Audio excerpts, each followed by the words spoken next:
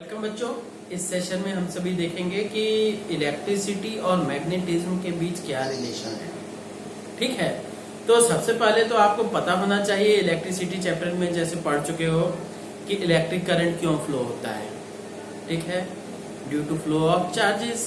ठीक, तो अब एक उससे पहले चार्जेस रेस्ट में भी हो सकते हैं, चार्जेस मोशन में भी हो सकते हैं और चार्जेस एक्सीलरेटेड मोशन में भी हो सकते हैं। तीन सिचुएशन हो सकती हैं। एक्सीलरेटेड मोशन का मतलब उसकी स्पीड बढ़ सकती है, घट सकती है, वेलोसिटी चेंज हो सकती है, या आप कहिए ऑसिलेटरी मोशन कर सकता है, कुछ भी। ठीक है, तो अब हम बात, पहले तो आपको ये पता होना चाहिए, थोड़ा मैं कंक्रीट आइडिया बता दे रहा हूं कि क्या होगा। ठीक, पहले अगर चार्जेस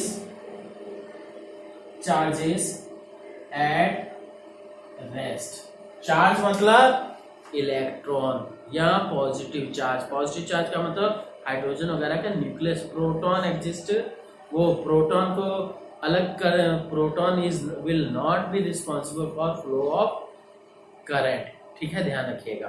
तो हाँ, तो चार्जेस अगर रेस्ट में है, दूसरा चार्जेस एट कांस्टेंट मोशन,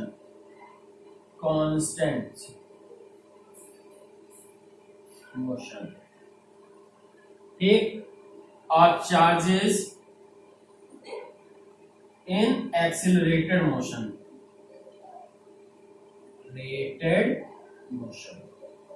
ठीक है। तो अब ये है कि ये क्या चीज है ना। तो सबसे पहले ये जान लीजिए, ये चार्जेस आर एट, अगर रेस्ट पे है तो उनसे रिलेटेड इलेक्ट्रिक फील्ड होता है, इलेक्ट्रिक फील्ड। ठीक, और ये आप सभी क्या है क्लास 12th में बढ़िया से पढ़ोगे कि पूरा एक चैप्टर ही है इलेक्ट्रोस्टैट्स का, है ना, तो उसकी स्टडी। तो हाँ, तो अब नेक्स्ट क्या है, charges at constant motion. Constant motion का मतलब जैसे डीसी सप्लाई की बात करें, DC stand for direct current. एक चीज ध्यान रखिएगा, डीसी करंट नहीं बोलोगे, क्योंकि डीसी का फुल फॉर्म ही होता है डायरेक्ट करंट। ठीक है, इसी तरह से एसी करंट नहीं, अल्टरनेटिंग करंट। ठीक है, तो ये चीज चार्जेस एट कांस्टेंट मोशन, तो यहां पे क्या है, मैग्नेटिक फील्ड एग्जिस्ट करता है। ठीक, फील्ड। ठीक है, और next and third one is charges in accelerated motion. Accelerated motion में जैसे एसी सप्लाई में रहता है। ठीक, और यहाँ तो चार्जेस क्या है, वो कर रहे हैं कि ऑसिलेशंस में है, सर्कुलर मोशन में है, एंड सो ऑन, कि मतलब वेलोसिटी की डायरेक्शन चेंज हो, या कहिए टाइम पीरियड की बात करें कि मतलब क्या है, डायरेक्शन या स्पीड चेंज हो रही, कुछ भी है। ठीक, तो अब यहाँ चार्जेस इन, ये हो गया जी एक्सीलरेटेड एसी में। ठीक, एसी का क्या है कंडीशन कि यहाँ पे इलेक्ट्रो मैग्नेटिक वेव्स। ठीक, इलेक्ट्रोमैग्नेटिक वेव्स बच्चों आज जान लीजिए, आजकल आपके लिए बहुत इंपॉर्टेंट हो गई हैं, क्योंकि इलेक्ट्रोमैग्नेटिक वेव से ही सब कुछ काम होता है। ठीक है, इलेक्ट्रोमैग्नेटिक वेव्स का बहुत बड़ा स्पेक्ट्रम है, तो विजिबल रेंज तो हम और आप जान ही रहे हैं, पर क्या उसके अलावा जैसे टीवी का रिमोट है, रडार सिस्टम है, सब कुछ मोबाइल है, सब कुछ क्या है, इलेक्ट्रोमैग्नेटिक वेव्स का एक पार्ट है। ठीक है, तो इसलिए इलेक्ट्रोमैग्नेटिक वेव्स का है। ठीक, तो अब ये है कि आप ये जान गए। हाँ, अब हमें यहाँ पे डिस्कस करना है कि चार्जेस एट कांस्टेंट मोशन मतलब मैग्नेटिक वेव। तो सबसे पहले बच्चों ये है, ऑर्स्टेड ने आइडेंटिफाई किया कि there exist a magnetic field related to a, किससे, related to a current carrying conductor. ठीक है, तो हम देखते हैं। तो बच्चों एक थोड़ा सा ध्यान दीजिएगा कि मैं आपको जो कंक्रीट बिल्कुल जैसे आइडिया दिया, तो ये केवल इतना ही नहीं है, बहुत ब्रॉड, पर के जैसे छोटे बच्चों को क्या है ABCD सिखाए जाते उस तरह से। ठीक है।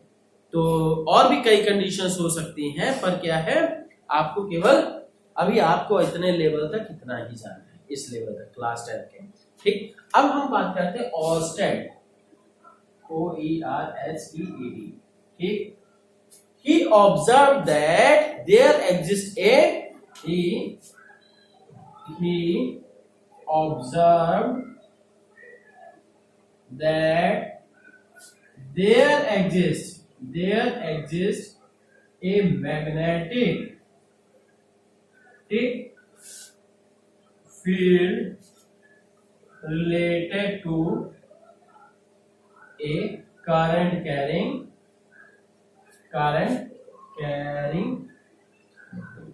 वायर। ठीक है बच्चों, कैसा करंट? डीसी। यही क्या है, हम कह दें कि आप छोटा सा एक्सपेरिमेंट करिएगा। डीसी करंट क्या है, जैसे टॉर्च वगैरह में रहता है ना, या तो क्या है कि बैटरी के और इन्वर्टर के बीच में जो तार लगी रहती है, दो तारें होती हैं, एक तार को तो दूर कर दीजिए, एक तार के पास जाके क्या कंपास निडल से शो चेक कर सकते हैं। ठीक है, क्योंकि दोनों तारें अगर साथ में मेजर करोगे तो फिर क्या है, प्रॉब्लम ये आएगी कि दोनों के एक में क्लॉकवाइज मैग्नेटिक फील्ड होगा, दूसरे के कारण से एंटी क्लॉकवाइज, और टोटल डिस्टर्ब हो जाएगा। ठीक है, पर एक चीज ध्यान रखिएगा बच्चों, बिजली के साथ किसी तरह का खिलवाड़ नहीं, और क्या है, किसी बड़े के गाइडेंस में ही कुछ करें, क्योंकि बिजली का करंट दिखाई नहीं देता है पर करता बहुत कुछ।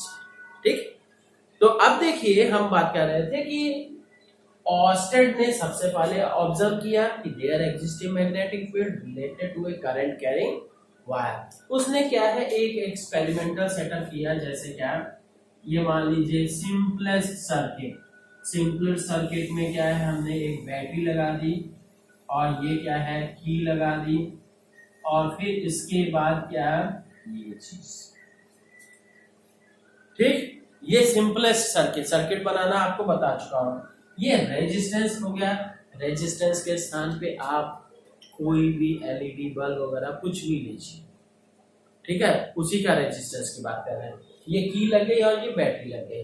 तो अब क्या है, एक चीज ध्यान देना, दोनों तारों को एक साथ नहीं रखना है, जैसे होता है सिंपल ये यूज में। तो आप ये एक्सपेरिमेंट एक टेबल पे, जैसे ये अरेंजमेंट उसने कर लिया, यहाँ पे रखा, ये मान लीजिए P1 पोजीशन, यहाँ पे P2 पोजीशन, या इसके नीचे वायर को थोड़ा सा ऊपर कर दिया, वायर के नीचे या वायर के ऊपर। तो उसने क्या है, अलग अलग पोजीशंस पे कंपास निडल को रखा। ठीक, हर एक पोजीशन पे क्या है, कंपास निडल की अलग अलग डिफ्लेक्शन शो करती है। ठीक है, तो अब क्या है यहाँ पे, हाँ साथ ही साथ क्या कि अगर उसने क्या करंट बढ़ा दिया तो डिफ्लेक्शन बढ़ जाता है, अगर करंट घटा दिया तो डिफ्लेक्शन घट जाता है। तो और साथ ही कि अगर करंट की डायरेक्शन चेंज कर दी तो डिफ्लेक्शन अपोजिट हो जाता है। ठीक है, ये सारी की सारी ऑब्जर्वेशन, और ये डिफ्लेक्शन कब तक रहता है, केवल और केवल तब तक कि जब तक हम की को क्लोज रखे हैं। ठीक, अदरवाइज जैसे ही की को हटाए तुरंत डिफ्लेक्शन। ठीक, और अगर हमने करंट हटा दिया, मतलब की को ओपन कर दिया, करंट नहीं है, तो कंपास निडल एक फिक्स डायरेक्शन में जाए शो करेगी। कौन सी होगी, वो अर्थ का मैग्नेटिक फील्ड के अराउंड हो जाएगा, अलाउ हो जाएगा। Is that clear? तो अब देखते हैं कुछ ऑब्जर्वेशंस। अब इसकी क्या है, ऑब्जर्वेशंस लिख लेते हैं। ऑब्जर्वेशंस, ठीक, पहला क्या है कि at different points directions will be different. ठीक, तो सबसे पहले क्या है कि deflection will remain till there is current. ठीक, डिफ्लेक्शन